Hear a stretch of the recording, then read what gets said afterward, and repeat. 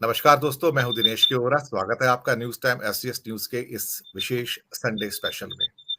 राज सत्ता, अर्थ सत्ता और धर्म सत्ता, इसका एक विशैला मिश्रण जो शायद किसी भी देश को पतन की ओर ले जा सकता है। भारत ही क्यों, हमने अपने पड़ोस में पाकिस्तान को देखा है, अफगानिस्तान को देखा है, दुनिया के ना जाने कितने मुल्कों को हमने बर्बाद होते देखा है।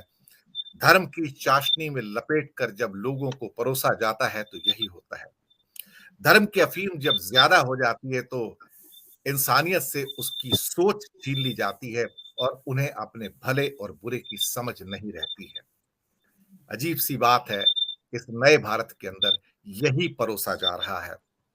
आ, इससे पहले कि मैं अपनी भूमिका पर आऊं, मैं आज अपना बहुत जो विशिष्ट पैनल है उससे मैं आपका परिचय करवा देना चाहूंगा। हमारे साथ है डॉक्टर हेमंत कुमार शाह, जो कि बहुत बड़े अर्थशास्त्री हैं, बहुत बड़े विद्वान हैं। सर, आपका बहुत बहुत स्वागत है। नमस्कार। आप अपने घर से बाहर हैं तो कहीं और जगह से जुड़ रहे हैं, तो आपका शुक्रिया कि संडे को आपने वक्त निकाला हमारे साथ जुड़े। हमारे साथ दूसरे अर्थशास्त्री प्रोफेसर अखिल स्वामी हैं, जो आईआईटीएन है और साथ में बहुत लंबे समय तक फैकल्टी रहे हैं। सर, आपका भी बहुत बहुत स्वागत है। और हमारे साथ एक बिजनेस एनालिस्ट, स्वतंत्र पत्रकार, डीएलजी प्लस 2 के हिमांशु भायानी जी, जो कि बहुत बेहतरीन समझ रखते हैं अर्थव्यवस्था की और उनसे जुड़े मुद्दों की। सर, आपका बहुत बहुत स्वागत है। डॉक्टर शाह ने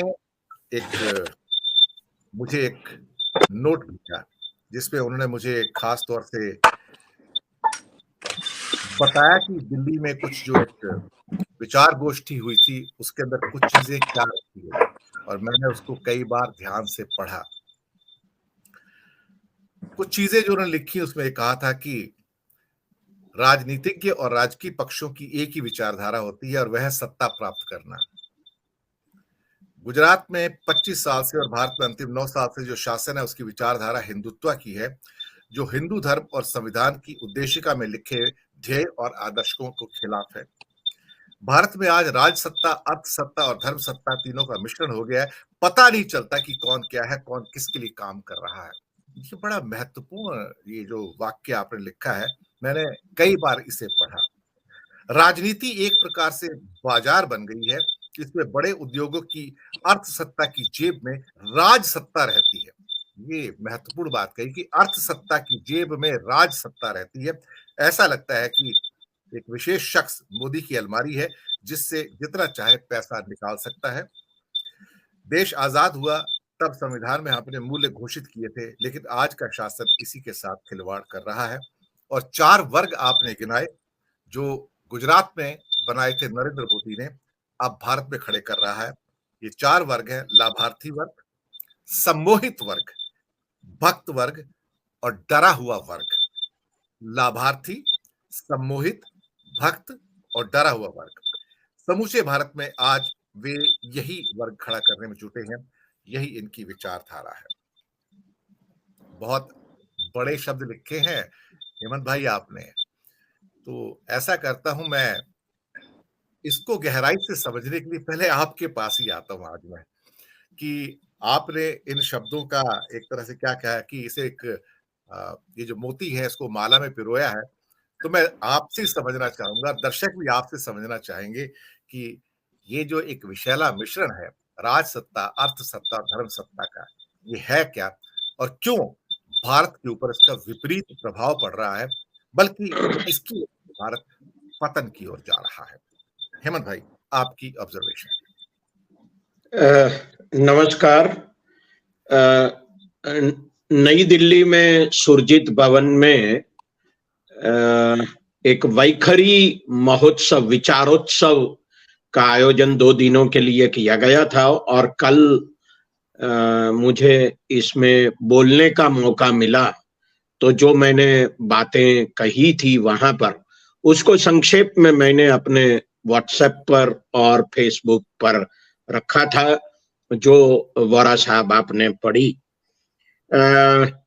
मेरा कहने का तात्पर्य यह है कि आज हमारे देश में जो राजसत्ता है, मतलब जो शासक वर्ग है, खास करके बीजेपी का जो वर्ग है वो, और अर्थसत्ता मतलब जो कि बड़ी बड़ी कंपनियां हैं, चाहे वो भारत की हो चाहे वो मल्टीनेशनल कंपनियां हो, इन दोनों की एक मिली भगत हो गई है। दोनों they are working hand in gloves with each other, ऐसा कहा जा सकता है।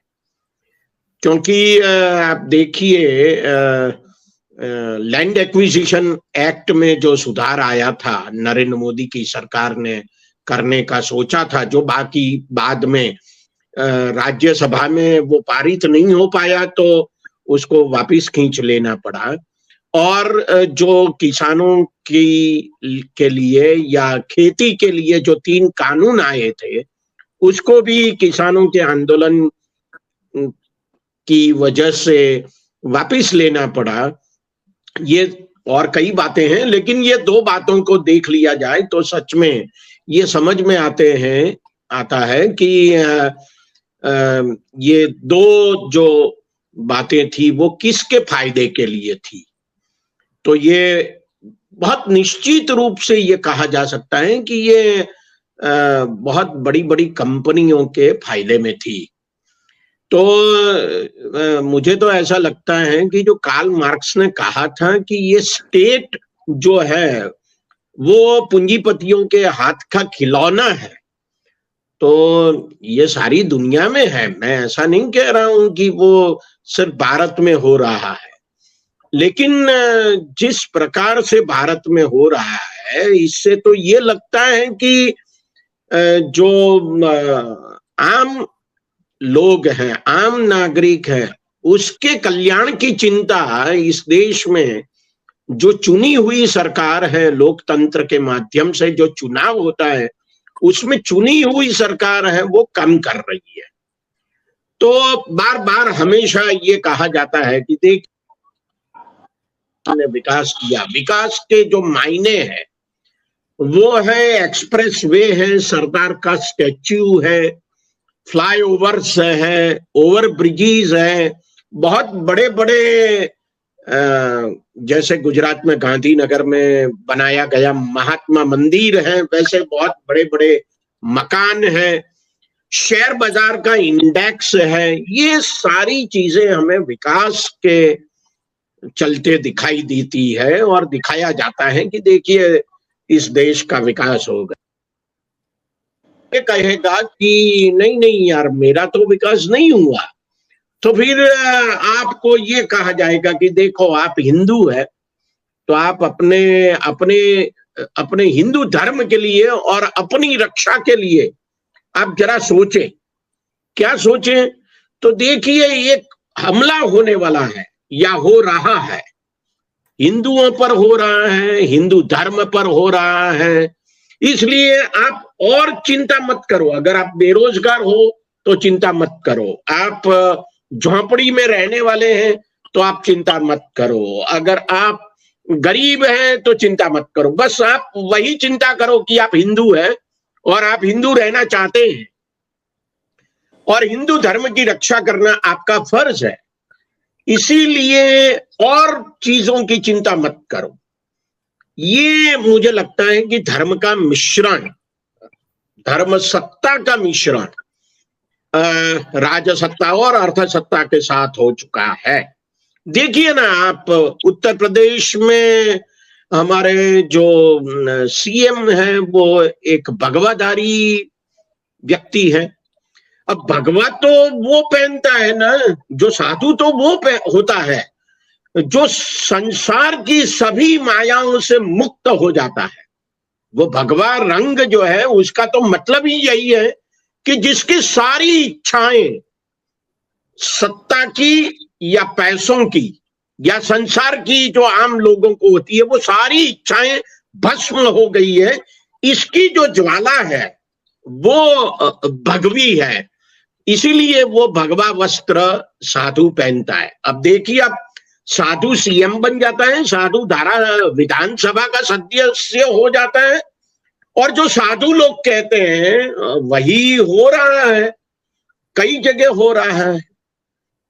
और भगवे झंडे के साथ जो इस देश में एक प्रकार से अपनी बातें मनवाने का जो कुछ काम हो रहा है, जिसके खिलाफ सरकारें बोलती नहीं है मोटे तौर पे, ये मुझे लगता है कि धर्म सत्ता, अर्थ सत्ता और राज सत्ता का मिश्रण है।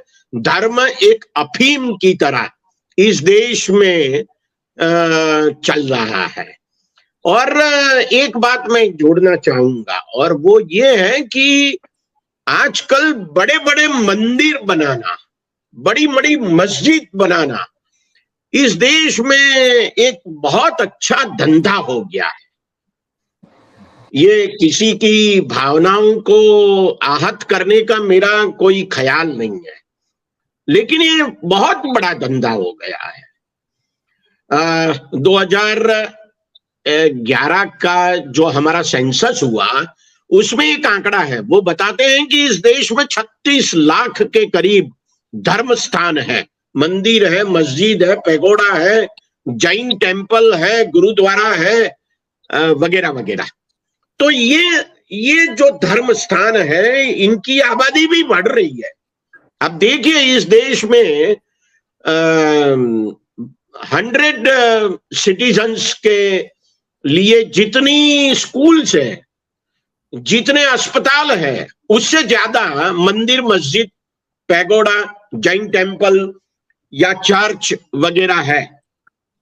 तो हम वैसे भी मेजॉरिटी हिंदूज हैं, तो हम वैसे भी हिंदू राष्ट्र है। इसको बनाने के लिए जो आजकल चल रहा है, उसमें ये बात सोची जाती है, कही जाती है कि आप हिंदू हैं, हिंदू धर्म की आपको रक्षा करना है, आपके ऊपर हमला हुआ है, हो रहा है, होगा, और आपकी रक्षा के लिए हम जो सत्ता में बैठे हैं वही आपकी रक्षा करने वाले हैं।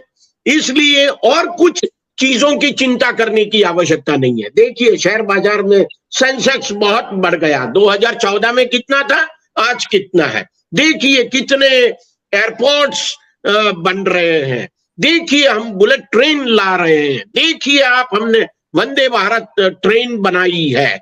ये सारी चीजें जो आज हमारे सामने पेश की जा रही है, मुझे लगता है कि ये धर्म के अफीम के साथ साथ ये नियो लिबरल पॉलिसी जो है वो एकदम धक्के से आगे चल रही है, एकदम स्पीड से आगे चल रही है, जिसमें आम आदमी के बारे में बहुत कम सोचा जाता है। और मुझे लगता है कि बड़े बड़े बिग टिकट प्रोजेक्ट्स, यही विकास का मायना है, यही विकास का अर्थ है, ऐसा समझा जाता है। इसलिए मैं कहता हूं कि धर्म सत्ता, राज सत्ता और अर्थ सत्ता का एक विषैला मिश्रण हो चुका है, जो एक जहर है। लोगों के दिमाग में धर्म के सिवा कुछ विचार ना आए, बस आप धर्म की रक्षा के लिए जिंदा हो और धर्म की रक्षा के लिए अगर मरना पड़े तो मरो, बस यही बात आजकल कही जा रही है। मुझे लगता है कि इसीलिए ये बहुत बड़ी चिंता का विषय है।